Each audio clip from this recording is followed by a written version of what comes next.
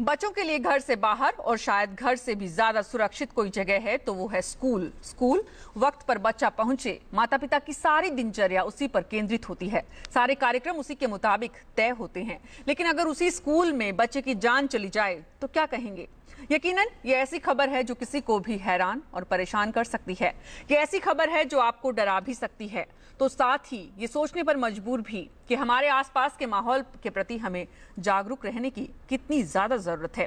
क्योंकि उत्तर प्रदेश के बाराबंकी में 2 दिन पहले जिस प्रिंसिपल के हाथों 11 साल के बच्चे की जान गई थी, उस प्रिंसिपल की शिकायत पहले भी हुई थी। अगर उस वक्त की शिकायत पर गौर किया जाता तो उस मासूम की जान बच सकती थी।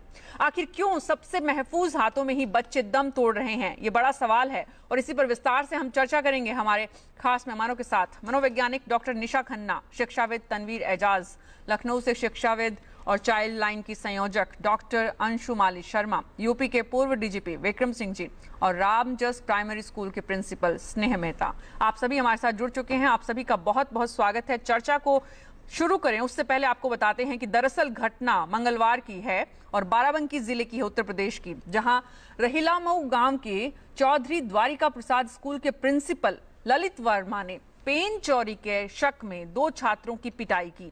पिटाई के बाद शिवम के, जो कि एक छात्र था उन दोनों में से, पेट में तेज दर्द होने लगा।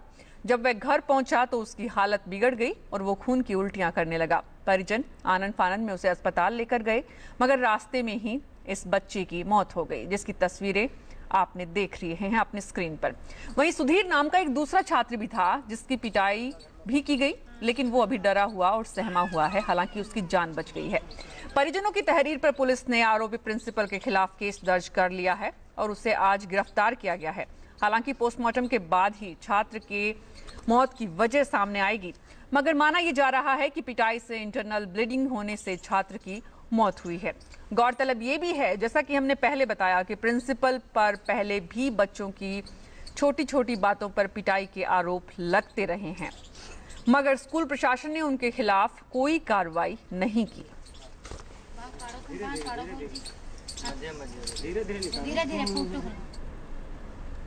और सबसे पहले चलते हैं लखनऊ। हमारे सहयोगी ज्ञानेंद्र वहां पर बने रहे हैं। वहां से कुछ ही दूर पे, तकरीबन 30 किलोमीटर दूर, ये बाराबंकी की घटना है। ज्ञानेंद्र, सबसे पहले यही बताइए, प्रिंसिपल की गिरफ्तारी हुई है, पुलिस का क्या कहना है इस पूरे मामले पर? प्रिंसिपल के खिलाफ क्या कार्रवाई हो सकती है? और देखिए, बिल्कुल यहाँ पर जो शिक्षक है जो हैवान बन गया है, फिलहाल इसे पुलिस ने हिरासत में ले लिया है, लेकिन अभी भी पुलिस इंतजार कर रही है पोस्टमार्टम रिपोर्ट का, क्योंकि पुलिस का कहना है कि उसके बाद ही ये तय हो पाएगा कि घर के जो घर वालों के आरोप हैं कि पिटाई की वजह से उसकी मौत हुई है बच्चे की, तो ये जब स्टेब्लिश हो जाएगा उसके बाद ही गिरफ्तारी करेगी पुलिस और उन धाराओं में मुकदमा दर्ज करेगी। लेकिन अभी हिरासत में लेकर पूछताछ कर रही है पुलिस। और अभी जो प्रिंसिपल से बातचीत हुई है, पूछताछ में उसने ये बताया कि उसके भी बच्चे हैं और उसने ऐसा नहीं, फिलहाल वो डिनाई कर रहा है। लेकिन जो एक और दूसरा बच्चा था सुधीर, जो शिवा के साथ था, जिसकी मौत हुई है, सुधीर भी था संग में। उसने बताया कि प्रिंसिपल ने बेदर्दी के साथ उनकी पिटाई की है और वो लोग लगातार कहते रहे, शिवा कहता रहा कि उसने चोरी नहीं की, उसे पेन कहीं पड़ा मिला है, उसकी गलत शिकायत की गई है। बावजूद इसके उन्होंने नहीं सुना और जब उसकी पिटाई जबरदस्त हुई, उसके बाद प्रिंसिपल ने उन दोनों को वहां से जाने के लिए कहा, यहां तक ये धमकी दी कि उन्हें स्कूल से भी निकाल दिया जाएगा। और रात में उसकी तबीयत खराब हुई और उसके बाद उसने दम तोड़ दिया। तो यहां पर इस मामले को लेकर इलाकाई लोगों में भी नाराजगी है, क्योंकि उनका यही कहना है कि एक तरफ सरकार कहती है कि शिक्षा के अलग जलाने की बात करती है और यहां पर एक बच्चे की जिंदगी की लौ बुझ जाती है। तो इस बात को लेकर नाराजगी है लोगों की और लोग इंतजार कर रहे हैं कि अब पोस्टमार्टम रिपोर्ट आने के बाद पुलिस क्या कार्रवाई करती है। जी, बने रहिए ज्ञानेंद्र, और पुलिस से जुड़ी हुई तमाम जानकारी भी आप जुटाइए, हम आपके पास माफ कीजिए वापस आने की कोशिश करेंगे। लेकिन शिवम की मां, जिस बच्चे की मौत हुई है, उसका क्या कहना है, सुनते हैं। जिसके कलेजे के टुकड़े की जान जा चुकी है, दर्द बयां कर रही है वो अपना, सुनिए एक बार। पेन चरा नहीं थे तो एक ही खातिर हमारे भैया का हमारे नहीं तो खून की पलटी हमारे भाई है, तबीयत खराब रही और बस यही खातिर और कुछ नहीं। बस कल आता घूसन मारी नहीं, डंडा रात नहीं मारे, हुलन खूब मारी नहीं है इनके, तो यह तो खून की पलटी भाई हमें से आवा है कल हद। हाँ, अतन बात। और शिवम के साथ पढ़ने वाले छात्र सुधीर का कहना है कि प्रिंसिपल ने न सिर्फ उसे मारा, बल्कि वो बार बार ये कहता रहा कि उसने चोरी नहीं किया, उसके बाद भी उसने मारना बंद नहीं किया। उसको उठा लिया था तो अर्जुन ने पकड़ ले गया था, तो लल्ली सर के पास ले गया था तो शिवा को पहले मारा है घुसा तो के रीढ़ पर मारा है तेज तो के उठाकर पटक दिया है। किसने पटका है? ललित। पढ़ाते थे टीचर? हाँ। तो ये वो बच्चा है जो शिवम के साथ मारपीट का शिकार हुआ था। प्रिंसिपल का नाम ले रहा है, ललित वर्मा प्रिंसिपल का नाम है, जिनकी गिरफ्तारी हो चुकी है। लेकिन इस गिरफ्तारी करने के पहले पुलिस ने क्या कुछ कहा है वो भी सुनिए। किसी पेन खोने की घटना को लेकर के उस लड़कों ने बताया, जो लड़का मृत हुआ है, कि उसके पास पेन है। तो उस पर प्रिंसिपल ने 2 बच्चों को मारा पीटा था। इसमें उस लड़के को बता रहे हैं कि उठा करके पटक दिया था।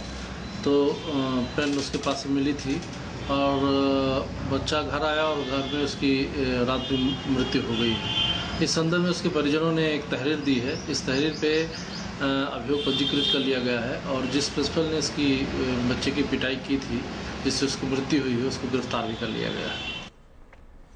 गिरफ्तारी हो चुकी है प्रिंसिपल की। लेकिन जो गौरतलब बात है और जो इस पूरे वाकये में सामने आई है, और वही बाराबंकी है ये, जहां पर जनवरी के महीने में भी इसी तरह की घटना एक मदरसे में हुई थी, बच्चों को पीटा गया था और उसके बाद दूसरे मदरसों की तरफ से ये बाकायदा ऐलान किया गया था कि इनके खिलाफ, इन टीचर्स के खिलाफ सख्त कार्रवाई होनी चाहिए। इन टीचर के खिलाफ, जिनकी बात यहाँ पर जो साथ में प्रिंसिपल भी हैं, इनके बारे में इस तरह की घटनाएं, इस तरह की शिकायतें पहले भी आती रही, लेकिन उसके बाद भी कुछ नहीं हुआ। और नतीजा ये हुआ कि 11 साल के बच्चे की जान गंवानी पड़ रही है। हम चर्चा कर रहे हैं यहाँ पर टीचर्स, जिनकी बाकायदा ट्रेनिंग होती है पहले कि वो क्या पढ़ाएंगे, किस तरह से पढ़ाएंगे, उन्हें बच्चों के साथ किस तरह से व्यवहार करना है। छोटे छोटे बच्चे 10 साल, 11 साल और उससे भी कम के जो आते हैं पढ़ने के लिए, माँ बाप इतने भरोसे के साथ भेजते हैं, आखिर वो भरोसा किस तरह टूट रहा है इस तरह की घटनाओं से, समझ रहे हैं। डॉक्टर अंशु माली, जो कि संयोजक है चाइल्ड लाइन के और खुद शिक्षाविद भी हैं, हमारे साथ जुड़े हैं लखनऊ से। डॉक्टर निशा खन्ना, मनोवैज्ञानिक है। विक्रम सिंह जी, पूर्व DGP UP police. Tanveer Ejaz,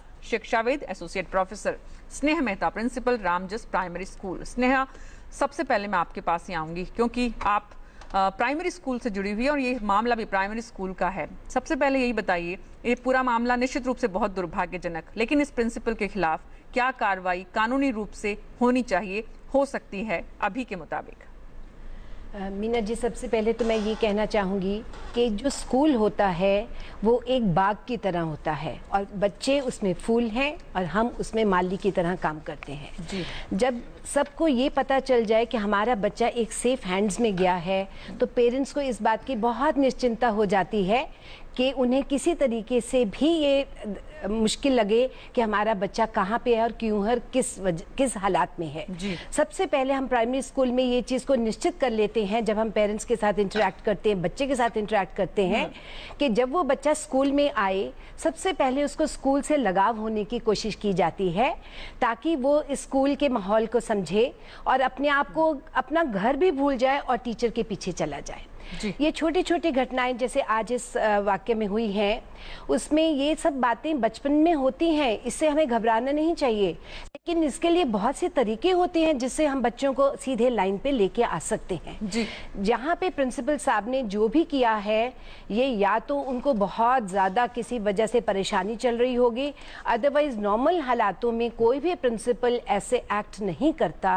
वो सबसे पहले पेशेंस, परसिवरेंस यूज़ करता है, अपना विजडम यूज़ करता है, पहले टीचर से तहकीकात करता है, बच्चे को ये जानने की कोशिश करता है कि उसके पीछे क्या मनोवैज्ञानिकता रही होगी जिसकी वजह से ये बच्चे ने ये एक्शन लिया है। This action has been taken in a very very hasty conditions जी, व्हिच इज बहुत ही छोटा, अगर ये कहें बच्चे की तरफ से अपराध की दिशा में भी अगर हम बात करें कि उसने कुछ चुराया भी हो, जिस तरह से खबर आ रही है, अगर उसने पेंसिल या कुछ इरेजर टाइप कुछ चुराया भी है, तब भी उसे समझाया किस तरह से जा सकता था। मनोवैज्ञानिक निशा खन्ना से समझेंगे, लेकिन विक्रम सिंह जी, समझना पहले आपसे ये जरूरी है कि इस टीचर को, इस प्रिंसिपल को क्या कानूनी रूप से पुलिस कार्रवाई कर सकती है? पुलिस ने गिरफ्तार तो कर लिया है, लेकिन इसके बाद क्या? मीना जी, सबसे पहले तो ये कानून की गिरफ्त में पूरी तरीके से है नॉलेज, इंटेंशन और मोटिव, इन 3 चीजों पे आधारित होता है कि आगे की कार्रवाई किस बुनियाद पे होगी। ललित वर्मा के बारे में बताया जाए, उनका पूर्व इतिहास है इस प्रकार के उग्र व्यवहार का।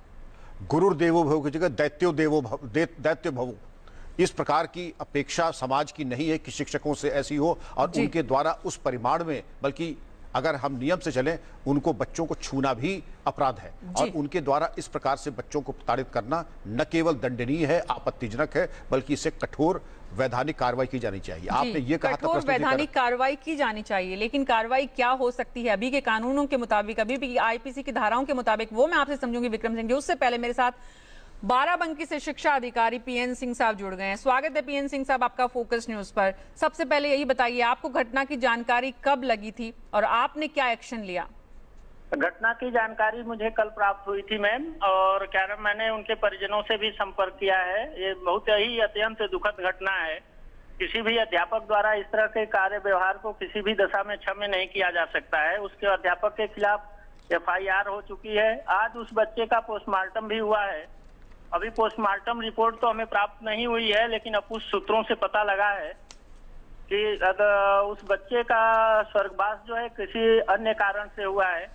लेकिन मूल बात यह है कि किसी भी अध्यापक द्वारा इस तरह की जो कार्य किया गया है घृणित है, निंदनीय है और दंडनीय है। जी पीएन सिंह साहब, आपने कहा कि इस बच्चे की मौत तो कुछ अलग कारण से हुई है सूत्रों के मुताबिक, वो क्या कारण है जरा समझाइए हमें। और क्या ये बात सही है कि इन प्रिंसिपल के खिलाफ इस तरह की शिकायत पहले भी हुई थी? आपको जानकारी है इस बात की? इस तरह की शिकायत के बारे में मैम हमें पूर्व में कोई जानकारी नहीं थी, और चूंकि हमने पहले ही बता दिया कि अभी हमें रिपोर्ट प्राप्त नहीं हुई है, तो अन्य क्या कारण है उसको बताने में मैं असमर्थ हूं। लेकिन यह बात मैं संज्ञान में लाना चाहूंगा कि इसी बच्चे की एक बहन माधुरी उसी विद्यालय में कक्षा में 4 में पढ़ती है, और एक इसका छोटा भाई महेंद्र भी इसी विद्यालय में अध्ययनरत है। लेकिन कहने का मतलब है मूल सेंस से किसी भी अध्यापक को किसी भी बच्चे को दंडित उत्पीड़ित करने का कोई अधिकार नहीं है। जो भी इस तरह की कृत कार्रवाई करेगा उसके विरुद्ध कड़ी से कड़ी कार्रवाई की जाएगी। जी बहुत बहुत शुक्रिया पीएन सिंह साहब, आप भरोसा जता रहे हैं। कम से कम हम उम्मीद कर सकते हैं आप पे, और आपकी बातों को सही मान सकते हैं कि आप जांच के बाद देखेंगे। हमारे साथ वहां के पुलिस ऑफिसर भी जुड़ेंगे इस पूरे घटनाक्रम में। उन्होंने जो गिरफ्तार किया है प्रिंसिपल को, उसके बाद क्या एक्शन उनकी तरफ से किया जा रहा है, इस पर हम बात को आगे बढ़ाएंगे। जांच उनकी तरफ से क्या हो रही है इस पर हम समझने की कोशिश करेंगे, लेकिन एक छोटे से ब्रेक के बाद इस चर्चा को जारी रखेंगे। आप बने रहिएगा फोकस न्यूज पर।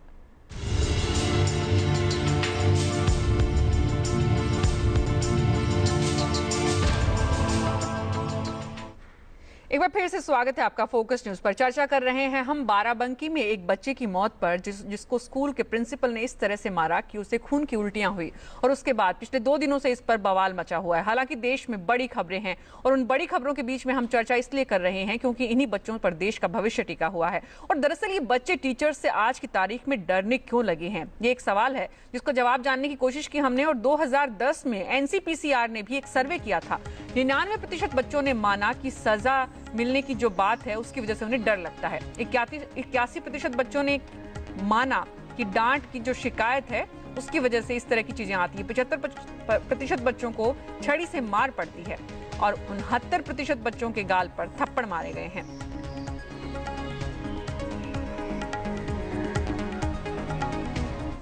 कुछ और भी हम दिलचस्प आंकड़े आपको दिखाएंगे इस विषय से जुड़े हुए। स्कूल स्पेशल मॉनिटरिंग सेल जो बनानी है वो कितनी अनिवार्य होती है स्कूल्स में, उसको लेकर चाहे शारीरिक उत्पीड़न पर नजर रखने की बात हो। NCPCR ने जो गाइडलाइंस जारी की हैं उसको लेकर स्कूल स्पेशल मॉनिटरिंग सेल बननी चाहिए हर हाल में। NCPCR के मुताबिक मॉनिटरिंग सेल शारीरिक उत्पीड़न पर नजर रखेगा। टीचर्स बच्चों की पिटाई न करने का वादा लिखित में करें। किसी तरह के भेदभाव से दूर रहने का वादा करना होगा। ये सारी गाइडलाइंस बनाई गई हैं। स्कूल हर साल सामाजिक ऑडिट कराएं। बच्चों को बताएं कि वो शारीरिक सजा के खिलाफ बोलें। टीचर्स बच्चों की छोटी गलतियों को अनदेखा करें या प्यार से समझाएं। अभिभावकों से मीटिंग करके स्कूल बच्चों के अधिकार बताएं। ये सारी गाइडलाइंस NCPCR के निर्देश जारी किए गए, लेकिन उसके बाद भी क्या हुआ, हाल हम देख रहे हैं। बाराबंकी से पिछले 3 महीने में इस तरह की 2 घटनाएं आ रही हैं। सिर्फ एक उत्तर प्रदेश के एक हिस्से से, देश भर से इस तरह की खबरें बार बार आती रहती हैं। आखिर क्यों, समझने की कोशिश करती हूँ। तनवीर एजाज, हालांकि आप कॉलेज एजुकेशन से जुड़े हुए हैं, लेकिन स्कूल एजुकेशन में इस तरह का हाल। हाँ, बड़ा ही अनफॉर्चुनेट इंसिडेंट है ये, और ये तो बिल्कुल क्लियर है कि प्रिंसिपल ने उनको मार मार के बच्चों को जान ही ले ली। जी। एक स्कूल जहाँ पे कह रही थी हमारी पैनलिस्ट जो है, भाई जब स्कूल का काम है बच्चों को समझाना, हाथ आपकी तब उठती है जब आप समझा नहीं पाते हैं जी, या आपको बातचीत करने की या समझाने की शक्ति खत्म हो गई तब आप हाथ उठाते हैं। लेकिन इस तरह की घटनाएं तो हर सप्ताह आती है, देश के हर हिस्से से आती हैं। यही मैं कह रहा हूं कि स्कूल में कॉर्पोरल पनिशमेंट इस तरीके से हो गई है। यूनिसेफ की एक रिपोर्ट है, उस रिपोर्ट में यह कही गई है कि 2 out of 3 students they report that they have been abused. And corporal punishment मतलब कि फिजिकल अब्यूज है, वर्बल ये तो अलग बात होती है, ये डिस्क्रिमिनेशन की बात होती है, बिलिटलिंग की जो बात होती है ये तो अलग चीज है। पर कॉर्पोरल पनिशमेंट इस प्रकार से होती है, वैकिंग, स्मैकिंग, हिटिंग, स्पैंकिंग, और इस कदर से मारना जो है कि उसकी जान ले। लेकिन मैं आपको बड़ी एक इंटरेस्टिंग बात बताऊंगा। सर, मैं पूरे देश भर में मैं आपसे इस बात को समझूं उससे पहले मेरे साथ डिप्टी सुपरिटेंडेंट पुलिस बाराबंकी से जुड़ चुके हैं ओपी सिंह साहब। स्वागत है ओपी सिंह साहब आपका फोकस न्यूज पर। आपने इस पूरे घटनाक्रम में क्या पाया है सर? सच्चाई क्या है, हकीकत क्या है? प्रिंसिपल ने इतना मारा बच्चे को? नहीं, इसने मारा जरूर उसको। एक्चुअली घटना ये हुई कि किसी की पेन खो गई थी जी, तो किसी ने प्रिंसिपल को शिकायत की कि ये बच्चे के पास ये पेन है। तो 2 बच्चों को प्रिंसिपल ने बुलवाया था जी। तो एक जिसकी डेथ हो गई उसके पास पेन निकाल आई, पेन गिरी हुई थी जी। तो वो उसने थप्पड़ मारा, 1-2 थप्पड़ मारा होगा। जो साथ में बच्चा था जो आई विटनेस है उसने बताया प्रिंसिपल ने थप्पड़ मारा, थप्पड़ से वो गिर गया जी। गिरने पे कोई चोट आई या एक दो घुसे मारा होगा ज्यादा। जिससे आपकी जांच में क्या सामने आया है ओपी सिंह साहब? जो अभी पोस्टमार्टम रिपोर्ट आई है उसमें कोई एक्सटर्नल इंजरी नहीं आई है जी। वो बच्चा मतलब पस की बात आ रही है जिसमें कोई हो सकता है बच्चे को पहले से कोई बीमारी रही हो, उसके लग गया हो या पहले की कोई चोट लगी हो, लेकिन लगी चोट जरूर उसको जी। डॉक्टर से आपकी बात हुई होगी, आप पुलिस के वरिष्ठ अधिकारी हैं, डॉक्टर से बातचीत में आपको कुछ तो शुरुआती जांच में सामने आया होगा ना सर कि हाँ, एक थप्पड़ मारने से या 2 थप्पड़ मारने से तो बच्चे की जान नहीं जाती है? नहीं, डॉक्टर से बात की तो डॉक्टर ने कहा इसकी जो है इंटेस्टाइन के आसपास उसमें जो जहाँ पसली होती है वहां पस था, तो इससे लगता है उसको कोई बीमारी थी पहले से और कोई जाहिरा चोट नहीं है। अब उसको वो उसका हमने मेडिको लीगल रिपोर्ट मांगा एक्सपर्ट से कि इसको एनालाइज करके दे दें। फिर भी हमने जो आई विटनेस है और अन्य जो एविडेंसेज हैं जिसके कारण बच्ची के पीटने की बात पहले से मतलब ये प्रकाश में आई, इसके एविडेंस आए जिसके आधार पे हमने प्रिंसिपल को अरेस्ट करके और उसको जेल भेजा है। डॉक्टर ओपी सिंह साहब, डॉक्टर अगर कोई बात करते हैं, माफ कीजिए superintendent police, deputy superintendent police साहब, अगर डॉक्टर बात करते हैं तो लगता है, ऐसा हो सकता है, इस तरह से बात की जाती है डॉक्टर की तरफ से कि कोई पसली में बीमारी हो सकती है पहले से। डॉक्टर तो बाकायदा मेडिकल रिपोर्ट देता है ना। वो एनालिटिकल रिपोर्ट वो अभी जनरेट कर रहे हैं, अभी देर शाम तक हमारे पास आ जाएगी, तभी हम इसमें स्पेसिफिक स्टेटमेंट दे सकते हैं। अभी हमने फोन करके हमारा जो पुलिस पर्सनल था वहां पे उसने जितनी इन्फॉर्मेशन दी है मैं उतनी बता रहा हूँ। इसके बाद हम उसको एनालाइज करेंगे और डॉक्टर्स की टीम के साथ बैठ करके बात करेंगे, तभी हम इस स्पेसिफिक स्टेटमेंट दे सकते हैं। ओपी सिंह साहब, हमारे साथ विक्रम सिंह जी है, पूर्व डीजीपी यूपी पुलिस के, आप परिचित होंगे उनके नाम से। वो आपके जवाबों से कन्विंस नहीं है, मैं भी शायद समझ नहीं पा रही कि आप क्या कहना चाह रहे हैं। विक्रम सिंह जी आपसे कुछ पूछना चाह रहे हैं? हाँ जयंत सर। हाँ जयंत बेटा, मैं ये जानना चाहूंगा 99% पोस्टमार्टम रिपोर्ट में ये आएगा cause of death could not be ascertain, viscera preserved. Sir यही आया है ना।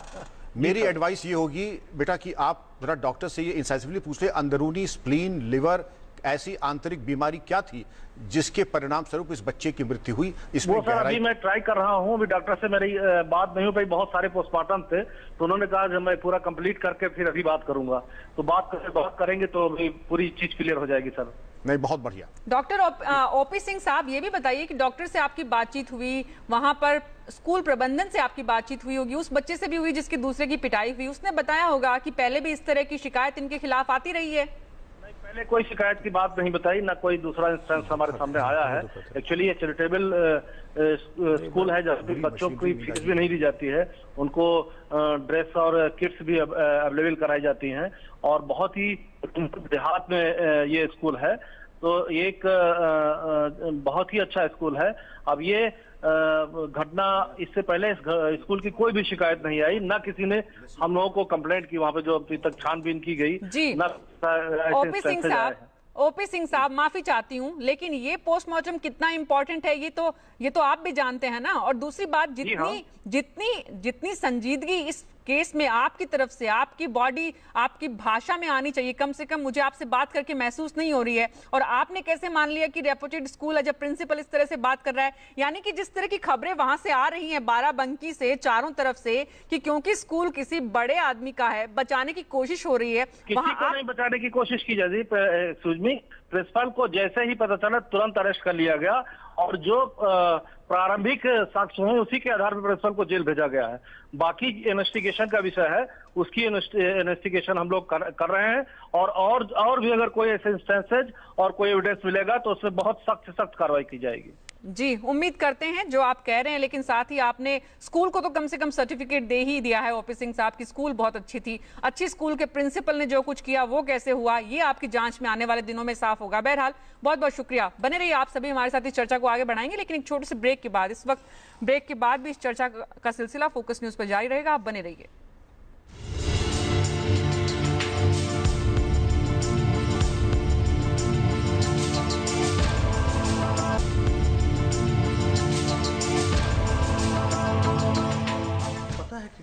स्वागत है एक बार फिर से आपका फोकस न्यूज पर। चर्चा कर रहे हैं कि ये टीचर्स हैं या फिर समाज पर कलंक है। जिस तरह की खबरें बाराबंकी से आ रही हैं या देश के हर हिस्से से हम हर सप्ताह सुनते हैं। डॉक्टर अंशु माली जो कि संयोजक हैं चाइल्ड लाइन में लखनऊ में, हमारे साथ बने हुए हैं। बाराबंकी आपसे महज 30 किलोमीटर दूर है सर, और ये पूरी घटना में जिस तरह से आपने पुलिस ऑफिसर को सुना, शिक्षा अधिकारी को सुना, आपको समझ में आ रहा है कि दरअसल इंटेंशन क्या है? जी हाँ, बिल्कुल, ये तो साफ दिख रहा है। देखिए, आपने एनसीपीसीआर की रिपोर्ट्स की चर्चा की। एनसीपीसीआर ने ही 2011 में स्पष्ट गाइडलाइन सबको दी हुई हैं और प्रदेश के मुख्य सचिव ने उसको जारी किया हुआ है। निदेशक के माध्यम से हर विद्यालय में वो पहुंची हैं, जिसमें ये कहा गया है कि शारीरिक दंड बैन है और ये अब बिल्कुल नहीं करना है। और उसमें ये भी कहा गया है कि शारीरिक मानसिक दोनों तरह से आप बच्चों को दंड नहीं दे सकते। इसके अलावा नेग्लेक्ट भी नहीं कर सकते हैं। यदि आप बच्चे को नेग्लेक्ट करते हैं तो वो भी एक कॉर्पोरल पनिशमेंट का टाइप है। और इसके अलावा अभी जो मैंने ये बताना चाहता हूँ, जो हमारे पुलिस के अधिकारी हैं वहाँ पर, कि वो आईपीसी के तहत तो कार्रवाई करेंगे ही करेंगे। Juvenile justice care and protection of children act की धारा 23 भी उस पर लगा दें, जो कि क्रूएल्टी बताती है, जिसमें 6 माह की सजा है।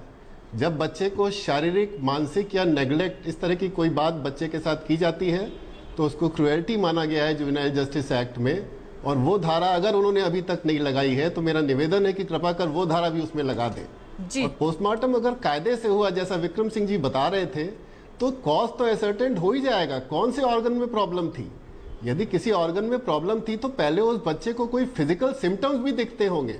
क्या उनके क्लास टीचर्स कोई ऐसे फिजिकल सिम्टम्स उस बच्चे में बता रहे हैं? जी, ये सब विस्तार से तफ्तीश अगर की जाएगी तो कॉज मेरे ख्याल से सामने आने में कोई ऐसी समस्या मुझे नहीं दिखती। जी, डॉक्टर से बात करने की कोशिश भी करेंगे हम, डॉक्टर अंशु माली, जिस तरह से आप बता रहे हैं उसको समझने के लिए। डॉक्टर निशा खन्ना हमारे साथ है, लेकिन उनसे पहले उनके पास चलते हैं। डॉक्टर निशा खन्ना, पूरी चर्चा को आपने सुना है और आपने बहुत पेशेंस रखा है। माफी चाहती हूँ, आपके पास सबसे देर से आ रही हूँ क्योंकि आप दूर बैठी हुई हैं, लेकिन आपको ये पूरी कहानी सुनने के बाद क्या समझ में आ रहा है ये भी बताइए, क्योंकि बतौर मनोवैज्ञानिक आप इस पूरी तस्वीर को किस तरह से देखती हैं?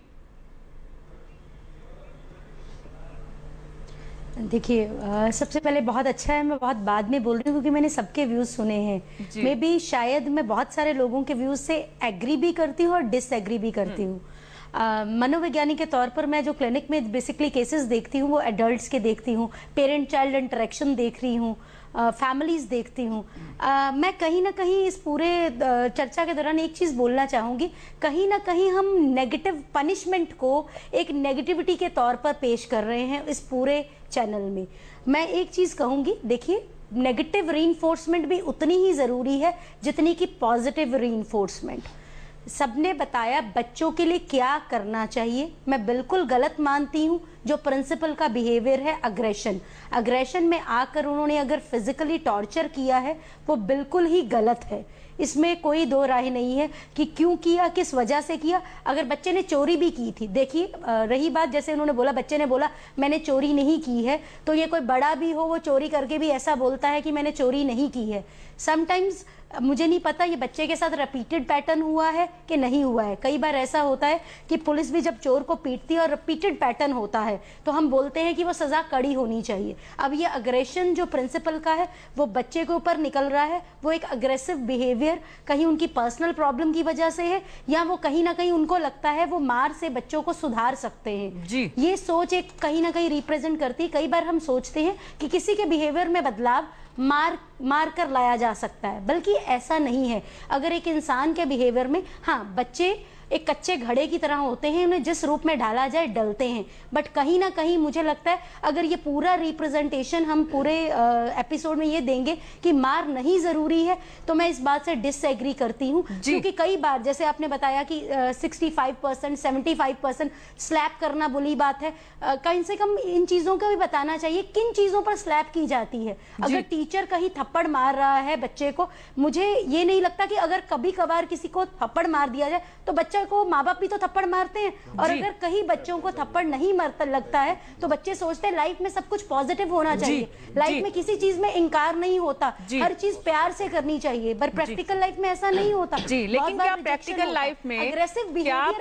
लाइफ में निशा खन्ना इतना जबरदस्त इस तरह से बच्चे को मारा जाए कि वो मेंटली टॉर्चर हो जाए और वो फिर सीधा उसकी मौत के रूप में सामने आए? तनवीर एजाज जी।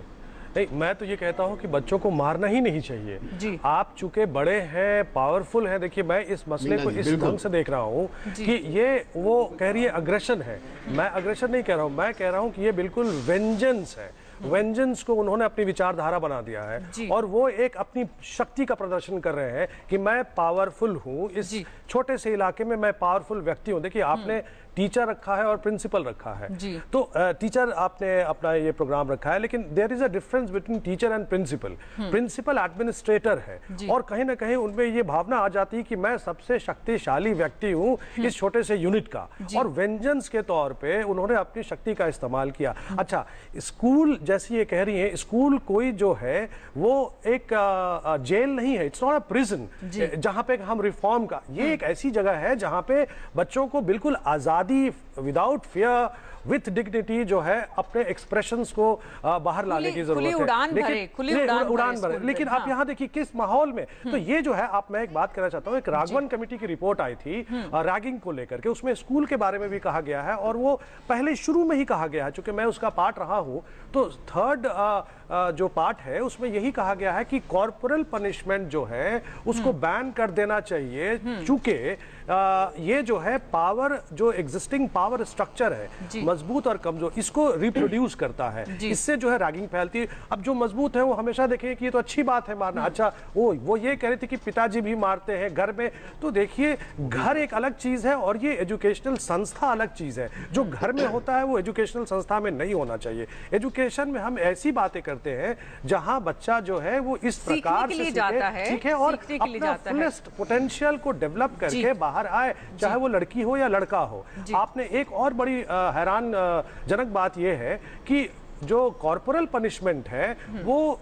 मेल बॉय को या मेल स्टूडेंट को जो है उसको ज्यादा पड़ती है, लड़कियों को कम पड़ती है, इसलिए क्योंकि जो है वो थोड़ा शरारती होते हैं तो डिसिप्लिन करना चाहते हैं। लेकिन अनुशासन सिखाने का तरीका ये नहीं होना चाहिए आपके मुताबिक। विक्रम सिंह जी, अंशुमाली जी आपके पास आती हूँ। विक्रम सिंह जी, सबसे पहले मैं सबसे प्रौढ़ व्यक्ति आपकी परिचर्चा मैं हूं और कई पुष्ट एक साथ आए थे जिनकी हमारे टाइम में कि 3 इंग्रेडिएंट होते थे अच्छी पढ़ाई के: caning, cold bath and bad food, to be cruel, to be kind and sparing the rod, spoiling the child. लेकिन आज ये बिल्कुल इलीगल है। जो प्रिंसिपल या टीचर ये हरकत करेगा उसका स्थान जेल में है। अमेरिका में पेरेंट भी अगर थप्पड़ मारता है, इंग्लैंड में, तो वो जेल भेज दिया जाता है। आज के युग में मारना पीटना या इस प्रकार की क्रूर हरकतें बिल्कुल अक्षम्य है, चाहे घर में हो चाहे विद्यालय में हो। जी, कानून के मुताबिक। डॉक्टर अंशुमाली जी बताइए। जी, मैं बिल्कुल इससे इत्तेफाक रखता हूं। जैसा ये कहा जा रहा था कि कॉर्पोरल पनिशमेंट बैन होनी नहीं चाहिए। कॉर्पोरल पनिशमेंट माननीय उच्चतम न्यायालय ने बैन की है, एनसीपीसीआर ने बैन की है और स्पष्ट गाइडलाइंस हैं। सवाल यह है कि वो गाइडलाइंस क्या निचले स्तर तक हर एक शिक्षक के पास पहुंची हैं कि नहीं, क्या हर एक शिक्षक की जो प्रशिक्षण है, जो ट्रेनिंग है, वो इस तरह की हुई है कि नहीं कि वो बच्चे को अगर डिसिप्लिन करने की जरूरत है तो पॉजिटिव डिसिप्लिनिंग की बात करें। निगेटिव रीइंफोर्समेंट की बात जो डॉक्टर साहब निशा कह रही है, मैं उससे बिल्कुल इत्तेफाक नहीं रखता। और नियमता अब ये बैन है, तो हम पॉजिटिव डिसिप्लिनिंग की बात करें। हमारे जो शिक्षक हैं उनको पॉजिटिव डिसिप्लिनिंग समझाएं। यदि हमारे प्राचार्य को एग्रेशन बहुत ज्यादा है तो उन्हें इलाज की जरूरत है, वो अपना इलाज करवाएं, ना कि अपनी गुस्सा को या अपने किसी और फ्रस्ट्रेशन को वो बच्चों के ऊपर निकालें। जी डॉक्टर निशा खन्ना, आप क्योंकि मनोवैज्ञानिक हैं और आप लोगों की अगर कहें सोच को समझती हैं, ऐसे में भी अगर आप अकेली पढ़ रही हैं, पूरे पैनल में 5 लोग आपके खिलाफ बोल रहे हैं, तो उसका कारण भी समझाइए हमें कि आप जो जिस बात को रख रही हैं, आपके मुताबिक बच्चों को अनुशासन में रहने के लिए कभी कभी मारना भी जरूरी है। मैं ये कह रही हूँ, मैंने ये नहीं बोला है कि बच्चे को मारने की मैंने अगर बोला है, आप अगर स्लैपिंग की बात कर रहे हैं वो नॉर्मल घरों में भी होता है। उसके बाद आपके यहाँ पर एक डॉक्टर साहब थे, वो ये बोल रहे थे कि घरों में होना नॉर्मल बात है, तो मैं यही पॉइंट उठाना चाह रही हूँ, घरों में होना भी नॉर्मल बात नहीं है। पर मुझे कहीं ना कहीं इस मुद्दे में ये भी लग रहा है कि उस पर्सन का अग्रेशन बाहर आया है। ये डोमिनेंस और पावर वाली बात नहीं है, ये डोमिनेंस एंड पावर वाली बात घरों में होती है, जहां पर पेरेंट्स अपना अग्रेशन दिखाते हैं। मैं कई बार जब चाइल्ड काउंसलिंग करती हूँ टीनेजर्स की, 13 साल की लड़की ये बोलती है मुझे कि मुझे लड़कों से बात करना अच्छा लगता है। अगर पेरेंट्स समझाते हैं तो बच्चा नहीं मानता है। आप जब टीचर की और रिलेशनशिप की बात कर रहे हैं, मैं उसी चीज में कह रही हूँ, बच्चे भी गलत होते हैं, उनके मी टेम्परामेंट में प्रॉब्लम होता है। हम जब तक ये नहीं मानते, डेफिनेटली मैं अभी भी बोलती हूँ, अगर वो प्रिंसिपल जेल में है, उन्होंने गलत किया है, मैं बिल्कुल उसके खिलाफ नहीं हूँ। मैंने इसलिए बोला मैं एग्री करती हूँ, मैं ये कह रही हूँ ये किस हद तक होना चाहिए। टीचर्स, प्रिंसिपल्स तो आइडियल्स होते हैं स्टूडेंट्स के, उनकी बात तो मैंने देखा है, बच्चों को सुना है हमारे आसपास कि अगर मैम ने कुछ कह दिया तो अगर वो बाय चांस अगर उसमें कुछ गलत भी है, अगर बच्चे का नाम भी गलत लिख दिया तो बच्चे बोलते हैं कि नहीं मैम ने जो लिखा है वही सही है। इस तरह से आइडियल मानते हैं बच्चे टीचर्स को अपना, उन्हें उतना डांट फटकार के या उतना जोर से या मारने की जरूरत ही नहीं पड़ती है, उनकी तो बात ही उनके लिए अहमियत रखती है। बहरहाल डॉक्टर भरत हमारे साथ गुड़गांव से एक कॉलर हैं, वो कुछ कहना चाह रहे हैं। हमारे इस कार्यक्रम को लगातार देखते हैं, अपनी राय रखते हैं। जी डॉक्टर साहब बताइए। मीना जी नमस्कार। जी नमस्ते सर। मीना जी मैं कहना चाहता हूँ कि आजकल चाहे गवर्नमेंट का जॉब हो चाहे प्राइवेट सेक्टर में हो, ये देखा गया है कि स्ट्रेस बहुत ही ज्यादा, तो इस चीज को देखते हुए अभी समय आ गया कि सभी संस्थाओं में समय समय पर जो भी एम्प्लॉइज है उनकी काउंसलिंग बहुत ही ज्यादा जरूरी है। जी बहुत जरूरी है काउंसलिंग, और डॉक्टर निशा इसका बेहतर जवाब दे पाएंगी कि दरअसल काउंसलिंग जो टीचर्स की है, जो टीचर्स की ट्रेनिंग के प्रोग्राम होते हैं, उनमें भी कितनी होती है। महत्वपूर्ण बात यह है कि दरअसल हमारे टीचर्स ट्रेनिंग के जो प्रोग्राम, क्योंकि सबसे ज्यादा अगर एडमिशंस किसी भी कोर्स के लिए होते हैं वो बीएड के लिए होते हैं, सबसे ज्यादा इस देश के अलग अलग हिस्सों में टीचर्स जो बनने के लिए जाते हैं, तो क्या उनकी ट्रेनिंग में ये हिस्सा नहीं होता है? नहीं, मेरे ख्याल से हाँ, काउंसलिंग या ट्रेनिंग नहीं की जाती है, ये एक बहुत इंपॉर्टेंट है पॉइंट, वो होनी ज़रूरी है। किस तरह से बिहेव करना चाहिए, अगर आपको पता हो, कभी बार कुछ दिन पहले भी अगर मैंने बिहेवियरल पर किसी टीवी शो में किया है जिसमें पायलट ने मिसबिहेव किया अपने को पायलट से, जिसकी वजह से शायद अगर होता तो हज़ारों यात्रियों की जान चली जाती। अगर कहीं ना कहीं देखा जाए, ये बिहेवियरल ट्रेनिंग हर जगह ज़रूरी है। और मैं एक और बात क्लियर करना चाहती हूँ, जब मैं नेगेटिव रीइंफोर्समेंट की बात कर रही हूँ तो मैं उसके लिए मारपीट की बात नहीं कर रही हूँ।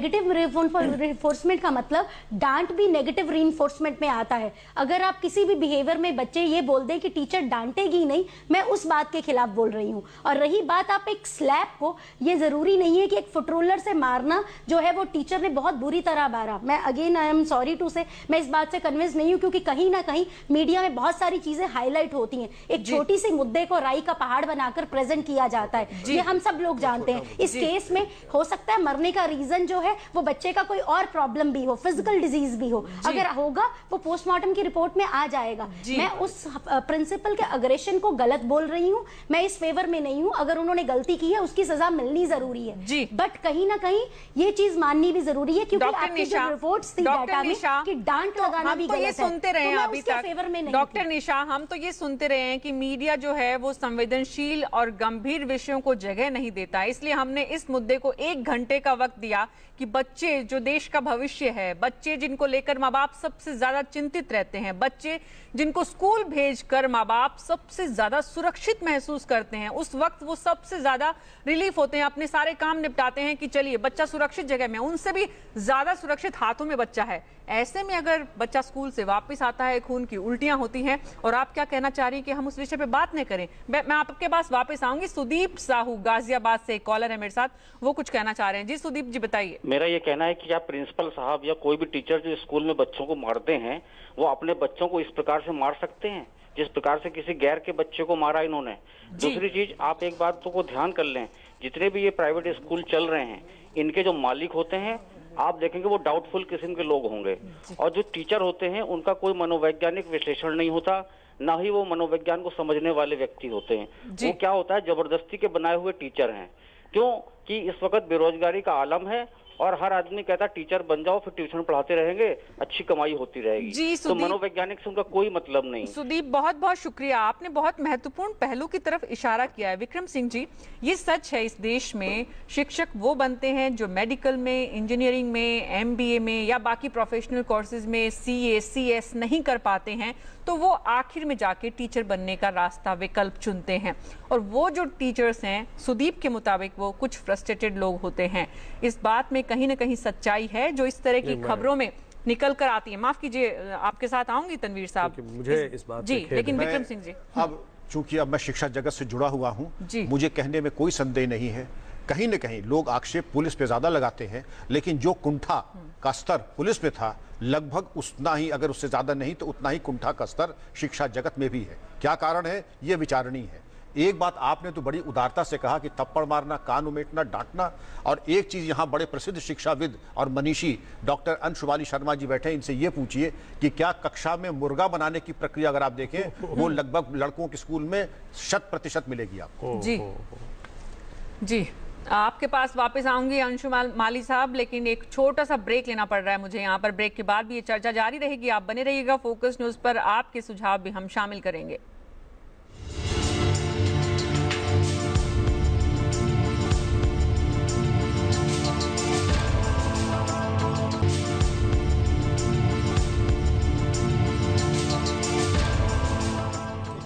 स्वागत है आपका फोकस न्यूज पर। चर्चा कर रहे हैं कि वो टीचर्स जो बच्चों को मारते हैं और इतना मारते हैं कि बच्चों की जान चली जाती है। दरअसल ये कहा जाता है कि जो प्यार करता है वही डांटता है, वही मारता है। क्या उसी की एक तस्वीर है, या फिर वो अनुशासन जो सिखाने की कोशिश करते हैं उससे कहीं इस कदर आगे बढ़ जाते हैं? सुप्रीमेसी का जो एक अगर कहीं सबब जो है वो इतना फितूर की तरह से दिमाग में रहता है कि वो बच्चों को इस कदर मारता है जो देख नहीं पाता है कि उससे बच्चे की जान भी जा सकती है। बाराबंकी की खबर के बाद हम चर्चा इसी को आगे बढ़ा रहे हैं। तनवीर एजाज साहब, ब्रेक से पहले हम जिस बात पर चर्चा कर रहे थे कि मारना तो हिस्सा है, ये हमारे समाज का एक बड़ा अजीब सा हिस्सा बन चुका है कि जब तक हम दबंगई नहीं करेंगे, हम जो है पावरफुल नहीं है। मूवी देख रही हैं आप कैसे कैसे आ रहे हैं, तो डराना, धमकाना, रैगिंग करना, बुलिंग करना, मारना और कंट्रोल करना, एक्चुअली बात है कंट्रोल की और डिसिप्लिन की। तो कंट्रोल और डिसिप्लिन जो है, जब तक हम अच्छे से प्यार से ना समझाएं, कोई ज़रूरी नहीं। ठीक है, बच्चों को हम कितना ज़्यादा कंट्रोल कर लेंगे, कितना ज़्यादा जो है आप मारेंगे या कैसे करेंगे, मुझे ये समझ में नहीं बात आती है। तो जो बेसिक बात ये है कि इस समाज में अगर ये बिल्कुल हट जाए, जो वो कह रही थी, इस तरह से आप कंट्रोल करते हैं, नेगेटिव कंट्रोल कर रहे हैं, नेगेटिव डिसिप्लिन की वो बात कर रही थी, तो ये सब नहीं है। बिल्कुल जो है बच्चों को हमें ऐसे ट्रीट करना चाहिए, स्कूल में, कॉलेजेस में इस प्रकार से ट्रीट करना चाहिए जैसे हम ही हैं वो। जी, हम अगर हमारे साथ अगर जो हम कर रहे हैं वो होगा तो हम अपने लिए क्या सोचते हैं, तो इस तरीके से सोचना चाहिए हमें स्टूडेंट के साथ इंटरेक्शन। और कॉर्पोरल पनिशमेंट तो कहाँ बैन हुआ है, मैं तो ये देख रहा हूँ कि ये बैन ही नहीं हुआ है जी। सिर्फ 2-3 स्टेट्स में है, स्टेट जो है लॉज लेके नहीं आ रहे हैं। स्वीडन जैसे देश में जो 1970s में बिल्कुल इतनी हीटेड डिबेट हुई, बैन कर दिया गया। यूएस में कितने स्टेट यूनिवर्सिटीज़ में बैन है, बिल्कुल ही कंप्लीटली बैन है। और इसको जो है एक बड़े ही एजुकेशनिस्ट है, स्टुअर्ट हेनरी नाम है उनका, उन्होंने जो है वो ये बताया, एजुकेशनिस्ट है, मिशिगन यूएस में है, वो कहते हैं कि इसको हम कॉर्पोरल पनिशमेंट को डिसिप्लिन इनडिसिप्लिन के फ्रेमवर्क में नहीं देखेंगे, इसको हम वायलेंस के फ्रेमवर्क में देखेंगे। लेकिन वायलेंस क्या हमारे देश में वायलेंस की कैटेगरी में पहुंच पाया है? ये मैं स्नेहा जी आपसे समझूंगी, लेकिन उससे पहले गंगाधर गाजियाबाद से एक कॉलर है हमारे साथ, काफी देर से इंतजार कर रहे हैं। जी गंगाधर बताइए। मैं अपनी बात कहना चाहूंगा कि मेरी बात को ऐसा ना लिया जाए कि मैं उस टीचर की कोई वकालत कर रहा हूं कि जिसने हैवानियत से बच्चे को मारा। मेरी उसके प्रति कोई सहानुभूति नहीं है, लेकिन मेरी बात यह है कि आजकल गुरुकुल की जो परंपरा खत्म हो गई, गुरु और शिष्य के बीच की जो दूरी बढ़ती चली जा रही है, उसमें कहीं ना कहीं बच्चे भी बहुत बड़े दोषी हैं। जी बहुत इस दोष को दूर करने के लिए घर वालों को, पेरेंट्स को चाहिए कि वो अपने बच्चों को पहले शिक्षित करें कि वो गुरुकुल की परंपरा को, मर्यादा को समझें। जी बहुत बहुत शुक्रिया गंगाधर जी, आपने जो बात रखी है उसी को आगे बढ़ाती हूँ स्नेहा जी आपसे। आप क्योंकि खुद प्रिंसिपल हैं एक स्कूल में और बच्चों को, जितनी मेरी जानकारी है आप भी थोड़ा बहुत डांटती हैं अच्छे से बच्चों को, तो क्या ये गुरुकुल की परंपरा से दूर होना है अगर हम ज्यादा डिसिप्लिन में लाने की, मतलब ज्यादा बच्चों को अनुशासन सिखाते हुए भी मारपीट से दूर रखने की बात करते हैं? तो मीना जी मैं ये कहूँगी कि सबसे पहले तो जो एक टीचर है वो पहले माँ होनी बहुत ज़रूरी है। जब हम उनको कंपेयर करते हैं, पहले अपनी रियल मदर है और दूसरी जगह पे हम टीचर को मानते हैं। बच्चे को जब वो माँ की तरह प्यार करते हैं तो वो उनको बहुत अच्छे ढंग से सिखाएंगे, मारने की नौबत कभी ही नहीं आएगी। लेकिन कभी कभी टीचर्स जो अपने उनकी भलाई के लिए कभी करना चाहते हैं तो थोड़ा बहुत उनका हाथ ज़रूर उठता है, लेकिन प्रिंसिपल लेवल पे आके हाथ उठाना तो बहुत ही बुरी बात है, क्योंकि टीचर्स बहुत सारे बच्चों को डील करती हैं, कभी कभार उनको गुस्सा आ जाता है। लेकिन जब से ये लॉ बना है कि कॉर्पोरल पनिशमेंट बिल्कुल बैंड है, टीचर्स इतनी कॉन्शियस हो गई हैं इस बारे में कि वो अगर पेरेंट कभी कुछ उनको आके बोले भी कि मैम आप इसको कैसे भी ठीक कीजिए, लेकिन वो कहते नहीं जी हम आपके बच्चे को हाथ नहीं लगाएंगे, आप हमारी मदद कीजिए इस बच्चे की ये कमी को पूरा करने में। जी। तो बहुत सारे तरीके होते हैं, ज़रूरी नहीं है कि हर काम आप मार के ही ले सकते हैं, आप प्यार से लीजिए। बहुत सारे तरीके हैं, अगर आपसे बच्चे बहुत ज़्यादा संभल नहीं रहे हैं आप अपने कलीग किसी टीचर की भी मदद ले सकते हैं, ताकि आज ये बच्चा मुझे इस तरीके से कर रहा है, उनके घरों में कितनी परेशानियां होती हैं। और मैं इस माध्यम से आज एक चीज सबको कहना चाहती हूँ कि इस समय पेरेंटिंग भी बहुत पुअर हो गई है। पहले जमाने में जब मदर्स घर पे रहती थी वो अपने बच्चे को पूरा टाइम डिवोट करती थी, स्कूल में क्या हुआ उसके बारे में स्कूल से आने के बाद पूछती थी, लेकिन अब पेरेंट्स के पास टाइम ही नहीं है।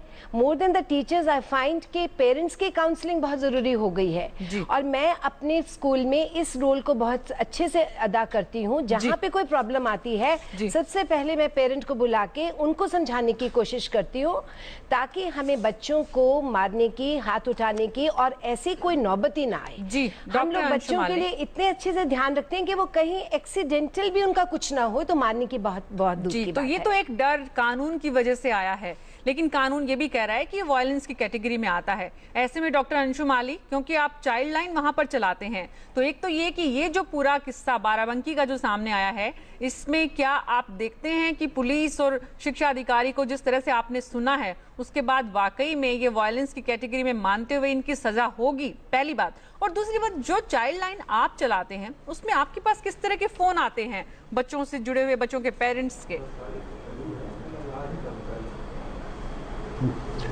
देखिए, सज़ा होगी कि नहीं ये तो जो हमारा जुडिशियल प्रोसेस है वो निर्धारित करेगा, और ये हम सबको मालूम है कि सज़ा होने में कितना समय लगता है, कितनी पेचीदगियां होती हैं जिनसे निपटना एक आम आदमी के लिए कितना मुश्किल होता है। और उस बच्चे की माँ तो मुझे एक बहुत साधारण गांव की लग रही थी युवती, तो ये तो समय बताएगा। लेकिन दूसरी बात जो आपने कही, एक तो मैं आपके चैनल के माध्यम से पहले सारे शिक्षकों को ये बता देना चाहता हूँ कि एनसीपीसीआर ने दिशा निर्देश जारी कर दिए हैं, अब किसी दूसरे लॉ की ज़रूरत नहीं है, और कॉर्पोरल पनिशमेंट हिंदुस्तान में पूरी तरह से बैन है। इसमें अलग स्टेट को अलग से आदेश नहीं निकालने हैं। मुख्य सचिव उत्तर प्रदेश ने आदेश डायरेक्टर के माध्यम से विभाग में पहुंचा दिए गए हैं। 2011 में ये हुआ था जी। कमी है सिर्फ इस बात की कि इसकी सेंसिटाइजेशन कितना है, जागरूकता कितनी है। रेगुलर हमें कॉलेजेस में इसकी सेंसिटाइजेशन वर्कशॉप्स करनी थी, जो शायद विभाग की तरफ से कंडक्ट नहीं हो रही है, इसीलिए लोगों को ये सूचना नहीं पहुंची है। कंप्लेंट बॉक्स विभागों में सारे स्कूल्स में लगने हैं, जिसको एक रेगुलर इंटरवल पे पेरेंट टीचर्स मिलकर खोलेंगे और उसमें जो चीज़ें हैं जिस टीचर से संबंधित हैं उनको मिल के उसको समझाकर उसको ठीक करने का प्रयास किया जाएगा। ऐसी व्यवस्था उसमें की गई। जानकारी सभी स्कूल्स में मुहैया कराने की जरूरत है शिक्षा विभाग की तरफ से। जो महत्वपूर्ण बात आपकी तरफ से है कि अभी भी कानून की जानकारी नहीं है और इसलिए अनभिज्ञता में टीचर्स वो काम करते हैं जो अगर कानून की जानकारी हो तो शायद न करें, डर के मारे। तो बच्चों को डराने का काम बंद कर दें, खुद को डर लगना शुरू हो जाए तब। जी, आपके पास वापस आऊंगी सर। राहुल भटिंडा से एक कॉलर हमारे साथ जुड़े हैं। 1 मिनट में आ रही हूँ सर वापस आपके पास, बहुत देर से इंतजार कर रहे हैं मेरे कॉलर। जी राहुल बताइए। हाँ जी नमस्कार मैम। जी नमस्ते। हाँ जी मैम, मैं ये कहना चाहता था कि जैसे हम देखते ही हैं एलिमेंट्री स्कूल्स के अंदर ज्यादा जो अपनी फीमेल टीचर्स हैं, तो उनका ज्यादातर देखा जाता है कि वो कभी तो कपड़े बुनने के अंदर वो बिजी रहती हैं, या कुछ भी एक स्टूडेंट क्या कर रहा है क्या नहीं कर रहा है उनका ज्यादातर दिमाग वहाँ पे रहता नहीं है। अक्सर ये मैंने वहाँ पर। और दूसरी बात ये है कि उनके अंदर ज्यादा ईगो मान लो या कुछ भी समझ सकते हैं हम, क्योंकि ज्यादातर एलिमेंट्री स्कूल्स के अंदर गांव के बच्चे आते हैं, ठीक है जी। तो इनका एक तो स्टैंडर्ड जो है कुछ उस तरीके से ये उनको अपना नहीं पाते हैं अच्छे ढंग से। जी जी, बहुत बहुत शुक्रिया राहुल। आप शिक्षा विभाग, शिक्षा महकमे के उस पहलू की तरफ इशारा कर रहे हैं जो थोड़ा सा सरकारी, कम से कम, क्योंकि प्राइवेट स्कूल का प्रबंधन तो अब उसे मंजूर नहीं है कि उनके टीचर्स स्कूल में पढ़ाई कराने के अलावा कोई दूसरा काम करें। लेकिन जो तस्वीर आप बता रहे हैं निश्चित रूप से वो गवर्नमेंट स्कूल्स में आज भी दिखती है और दूर दराज के स्कूल्स में दिखती हैं। लेकिन मैं आपके पास वापस आती हूँ अंशु माली जी। आप जिस बात का जिक्र कर रहे थे कि एक तो कानून की जानकारी नहीं है, दूसरी जिनको जानकारी भी है वो टीचर्स अगर इस तरह का व्यवहार करते हैं तो पेरेंट्स कैसे भरोसा करेंगे। आज इस घटना का उत्तर प्रदेश में एक स्कूल की इस घटना से कितने पेरेंट्स को डर बढ़ा होगा। और सिर्फ उत्तर प्रदेश में नहीं, पूरे देश भर के पेरेंट्स जो हैं वो सोच रहे होंगे कि बच्चों को स्कूल भी कितना सुरक्षा के साथ भेजें या नहीं भेजें। नहीं मीना जी, आप बिल्कुल ठीक कह रही हैं। डर होता है लेकिन मरता क्या ना करता। पेरेंट्स के सामने तो ये है वो घर में पढ़ा नहीं सकते बच्चों को, उन्हें स्कूल तो भेजना ही पड़ेगा। अब जिम्मेदारी हमारी आपकी बढ़ जाती है कि हम स्कूल के जो प्रबंधन है और जो शिक्षक हैं उनको संवेदनशील बनाएं। मैं ये देख रहा हूँ, मेरा एक्सपीरियंस जो कहता है संवादहीनता बहुत है टीचर और टॉट के बीच में, अध्यापक और बच्चों के बीच में। कायदे से पढ़ाई जब करनी होती है तो आई टू आई कांटेक्ट बहुत ज़रूरी होता है। बच्चों को डंडे की ज़रूरत नहीं होती। जो अच्छे शिक्षक हैं उनकी नज़र बच्चे समझते हैं, जो दिल लगाकर पढ़ाते हैं, बच्चों के साथ जुड़ते हैं, नज़र उनकी समझते हैं और अगर उन्होंने नज़र से इशारा कर दिया तो उसको मानते हैं। मैं मानता हूं कि 100% बच्चे ऐसे नहीं होते, कुछ ऐसे होते हैं जो थोड़ा कठिन बच्चे होते हैं, लेकिन उन कठिन बच्चों के लिए हमें थोड़ी मेहनत ज़्यादा करनी पड़ती है। मेहनत हमें करनी पड़ेगी। मैं ऐसा नहीं मानता कि कोई भी बच्चा सुधर नहीं सकता। जी बिल्कुल, बहुत बहुत शुक्रिया सर। माफी चाहती हूँ आप सबसे, वक्त की बहुत कमी है, नहीं तो इतना दिलचस्प विषय है, हम सबसे जुड़ा हुआ है, हमारे आसपास के हर शख्स से जुड़ा हुआ है जिसकी दिलचस्पी है। और इसीलिए लगातार देश के हर हिस्से से कॉल्स आते हैं, फोन कॉल्स, जो अपनी अपनी बात रखते हैं, कुछ सुनना चाहते हैं, कुछ बताना चाहते हैं। लेकिन क्योंकि कार्यक्रम का वक्त खत्म हो चुका है तो जाते जाते आपका शुक्रिया अदा करूंगी और याद दिलाना चाहूंगी आप सबको कबीर का वो दोहा जिसमें कहा था, गुरु गोविंद दो खड़े काके लागू पाए, पाम बलिहारी गुरु आपने गोविंद दियो बताए। और सब जानते हैं हम इसका मतलब कि गुरु का दर्जा भगवान से भी ऊपर माना गया। लेकिन क्या आज के दौर में जब शिक्षा एक पेशा बन चुका है, ज्यादातर टीचर भी किसी दूसरे प्रोफेशन की तरह से काम करने लगे हैं, फिर भी उन पर करोड़ों माता पिता का भरोसा है? क्या सपनों को साकार करने के लिए सबसे बढ़िया शख्स मानते हैं जिस गुरु को, वो शिक्षक, उस दारोमदार को जो भरोसा जो माँ बाप कर रहे हैं उसको पूरा करने की तैयारी में हैं, कोशिश कर रहे हैं? कम से कम आज की इस तस्वीर से नजर नहीं आता है। और इसीलिए हमने ये कार्यक्रम किया है कि शिक्षक उन माँ बाप के भरोसे को जिंदा रखने में अपनी भूमिका को बढ़ाएं और उसे आगे ले जाएं। बहरहाल प्रधानमंत्री तक कह चुके हैं कि उन्हें इस देश में शिक्षकों से सबसे ज्यादा उम्मीदें हैं। इसलिए हम भी उम्मीद करते हैं कि हमारे इस कार्यक्रम को जितने लोगों ने देखा है तो हमारी कोशिश थोड़ी सी सफल हुई होगी।